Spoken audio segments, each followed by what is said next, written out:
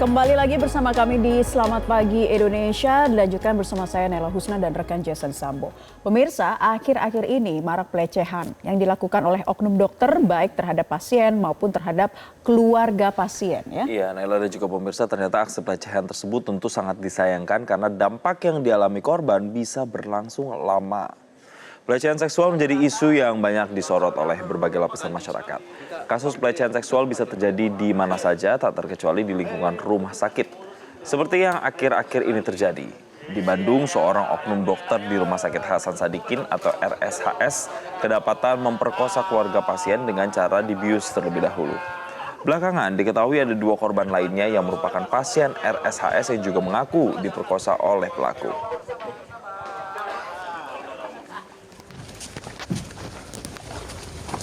Selain di Bandung, pemirsa, seorang dokter kandungan di Garut juga kedapatan melecehkan pasiennya. Aksi pelaku terungkap setelah rekaman CCTV di ruang praktik pelaku terungkap di media sosial.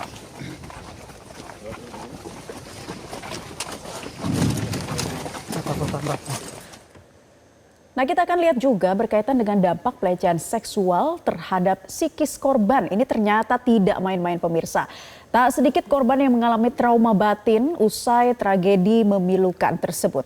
Secara emosional dan psikologis, korban pelecehan seksual akan merasa cemas, stres, hingga depresi. Bahkan ada yang bisa mengalami trauma yang berkepanjangan. Bahkan korban bisa mengalami trauma jangka panjang seperti post-traumatic stress disorder atau PTSD. Korban juga bisa merasa terhina dan kehilangan rasa percaya diri. Nah, secara fisik korban juga sering mengalami sakit kepala, gangguan pencernaan hingga masalah tidur seperti insomnia. Sementara itu, secara sosial korban bisa menarik diri dari lingkungan sosial, menjauh dari keluarga atau bahkan berhenti bekerja karena merasa tidak aman atau takut dihakimi.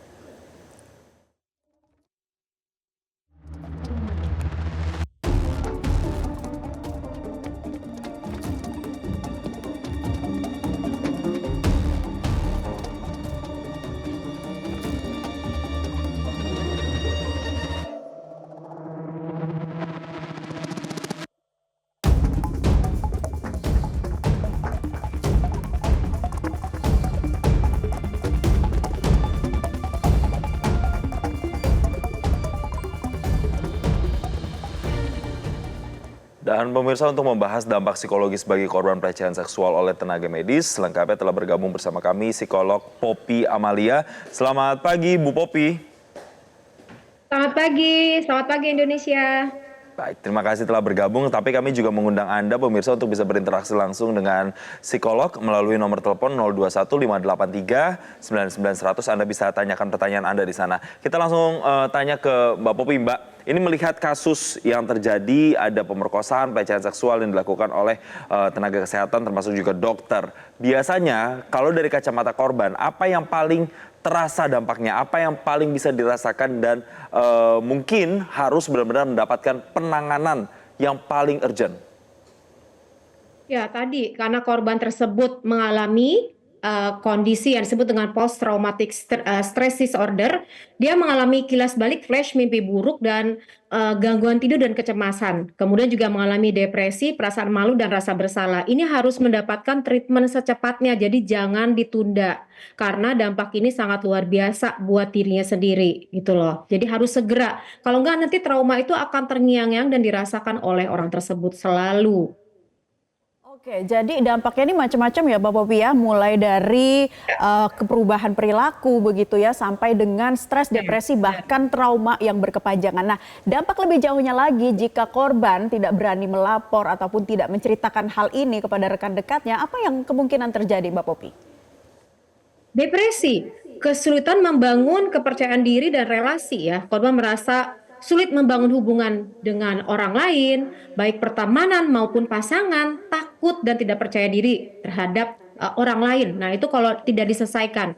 Gangguan identitas dan juga citra diri akan rusak karena tadi kan merasa rasa percaya dirinya hilang, malu sama diri sendiri, kemudian juga memutuskan hubungan baik dengan orang lain maupun dirinya sendiri. Jadi benar-benar dampaknya ini sangat luar biasa buat korban. Mbak Popi, tapi tidak hanya untuk korban, mungkin buat kita sebagai masyarakat umum juga melihat bahwa dari kejadian-kejadian yang hampir berurutan ini membuat institusi kesehatan, terutama dokter, itu tercoreng. Adakah kemungkinan masyarakat misalnya jadi memandang sebelah mata, kemudian jadi takut misalnya untuk ke dokter, atau seperti apa? Dampak-dampak seperti itu kemungkinan terjadi bisa? Bisa, karena ini trauma yang dirasakan oleh korban kan diceritakan ya. Kita kan bicara di sini kan. Kemudian kejadiannya beruntut. Runtut nih, kayak gunung es beritanya naik ke permukaan semuanya. Akhirnya kami nih kaum perempuan nih mengalami apa? Trauma kolektif. Karena rasa aman, kepercayaan perempuan terhadap sistem layanan kesehatan yang harusnya kan kaum perempuan apalagi nih bulan Kartini ya. Jadi secara umum lebih waspada, takut, tidak percaya dengan institusi medis, kemudian juga menghambat buat kita kaum perempuan untuk mendapatkan layanan kesehatan, terutama kesehatan reproduksi, karena kasusnya seperti ini dan di rumah sakit, di mana yang disayangkan rumah sakit itu kan tempat kita untuk diobati, perawatan gitu kan, kesembuhan, lagi juga dilakukan oleh oknum dalam hal ini yang memiliki sumpah jabatan dengan kode etik profesional gitu loh. Jadi kita kalau misal pergi ke rumah sakit, kayaknya aduh gimana ya, apa yang harus kami lakukan ya, ada seperti trauma kolektif. Nah ini harus dapat penanganan segera.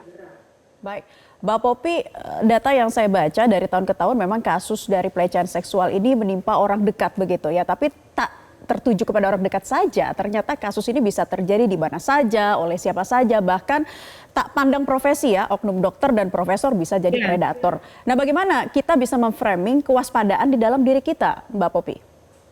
Ya, kasus ini memang bisa aja di lingkungan manapun ya, tapi yang perlu adalah kita mengedukasi diri kita untuk tidak paranoia, tidak jatuh dalam paranoia, tapi punya kewaspadaan lebih profesional dan tidak didasari oleh masalah kekhawatiran yang berlebihan tadi ya. Pertama adalah validasi intuisi dan emosi sendiri.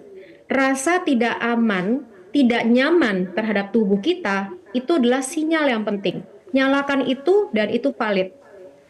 Jadi pada saat kamu nggak nyaman, datang ke dokter kandungan. Mohon maaf ya, datang ke dokter kandungan. Pemeriksaan di bagian mana kok nyentuh bagian mana? Nah, sebagai perempuan kan, ini bener nggak sih tindakan ini? Kayaknya aku nggak nyaman deh, gitu loh. Kita boleh ngomong, boleh mengatakan, maaf saya tidak nyaman. Dengan wajah yang tegas, jangan cengengesan juga. Nih kita aduk lembut juga. Dan gunakan rasa tidak bersalah. Jadi kita harus ngomong ini tubuh kita. Jadi jangan ada rasa penyesalan, takut gitu loh. Latih wajah ekspresi yang datar. Kemudian ketahui dan tegaskan batas pribadi atau personal dari boundaries ya. Setiap orang berhak atas tubuhnya dan tahu batasannya, mana yang boleh menyentuh tubuhmu, mana yang tidak boleh, termasuk dalam konteks profesional di sini.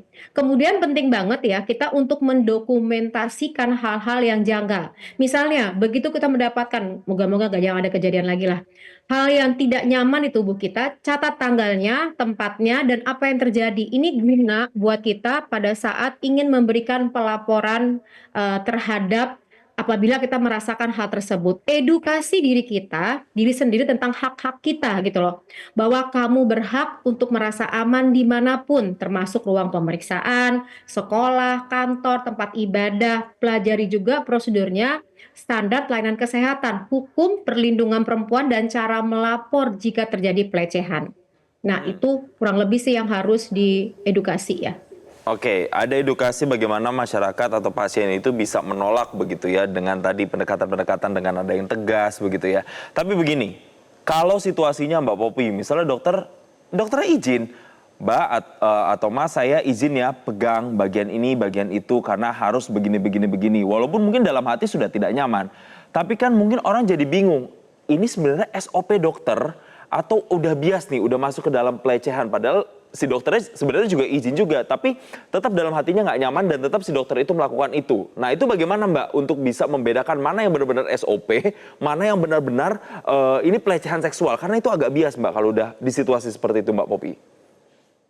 Kita kan perlu tahu ya, kalau pemeriksaan USG kan nggak ada hubungan sama, mohon maaf ya, payudara.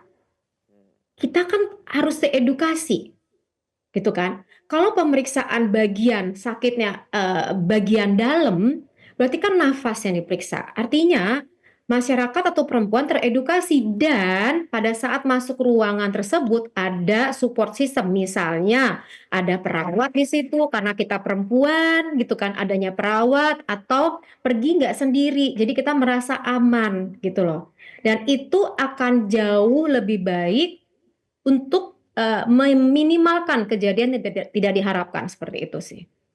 Baik, kita harus tahu betul ya SOP-nya seperti apa dan juga Ya. banyak mungkin mencari ilmu-ilmu mengenai hal ini. Mungkin ingin pergi ke dokter objin, Ya. apa yang kemudian harus dilakukan. Nah, Mbak Popi, tapi sebetulnya apa sih yang dirasakan korban dari pelecehan seksual ini ketika saat dilakukan tindakan tersebut mereka tidak berani speak up ataupun tidak berani memberitahukan hal ini kepada orang lain? Ya, sebenarnya mereka bukan karena tidak mau bicara, tapi mereka punya ketakutan ya.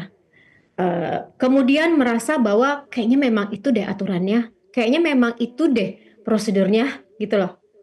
Kemudian kriminalisasi, takut banget kalau melaporkan ini benar nggak ya? Justru ntar di feedback balik, gitu loh. Nah itu yang mengakibatkan si korban merasakan perasaan lebih baik menahan.